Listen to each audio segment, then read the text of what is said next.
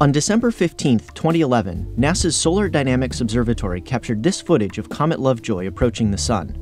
An hour later, it watched as Lovejoy came around the far side of the Sun and began its long trip back to the outer reaches of the solar system. Other NASA spacecraft, such as SOHO and STEREO, also saw Lovejoy's close encounter. Lovejoy marked one of the few times that orbiting telescopes have been able to watch a so-called sun-grazing comet survive its trip around the Sun. Most are not so lucky. Besides being interesting to watch, the images and data collected by NASA's solar observing fleet can also help scientists learn more about the Sun itself. One of the biggest features that comets help reveal is the Sun's magnetic field. Since magnetic fields are invisible, we can only observe them indirectly, like using iron filings over a bar magnet. On the Sun, astronomers can look at where hot plasma in the Sun's atmosphere is trapped by fields to see their complicated loop structure. But farther away from the Sun, where the plasma is less dense, this approach doesn't work. Comet tails, with their ionized gases, are affected by magnetic fields, and so they can act as brief tracers. On April 20, 2007, Comet Encke had its tail stripped off abruptly by a coronal mass ejection that carried a strong parcel of magnetic field through the solar system. Even closer to the Sun, astronomers were astounded to see Comet Lovejoy's tail glowing in extreme ultraviolet light as it approached the Sun.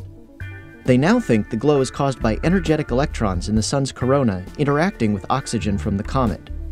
The glowing tail followed and illuminated some of the Sun's magnetic field lines. Careful analysis of the frames allows scientists to reconstruct where the field lines were, and even, to some degree, how strong they were. These comet tracers also illuminate small structures in the Sun's upper atmosphere, where they are usually too faint to be visible. Continued observation of sun-grazing comets will also help astronomers understand how hot material in the Sun's corona cools, and where that energy goes. Finally, long-term observations of sun-grazing comets will help us learn more about the solar wind. Some of the particles in the corona are traveling fast enough to escape and travel through the solar system. They begin moving at roughly 250,000 miles an hour, but start accelerating when they reach around 1 million miles from the Sun's surface. By 5 million miles out, they are traveling at up to 1 million miles per hour. The exact mechanism for this acceleration is not known.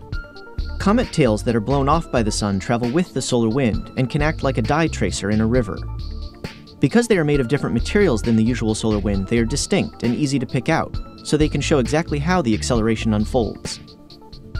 Because we are in a period of high sun-grazing comet activity, scientists can expect many more chances to watch these natural research satellites in the coming years.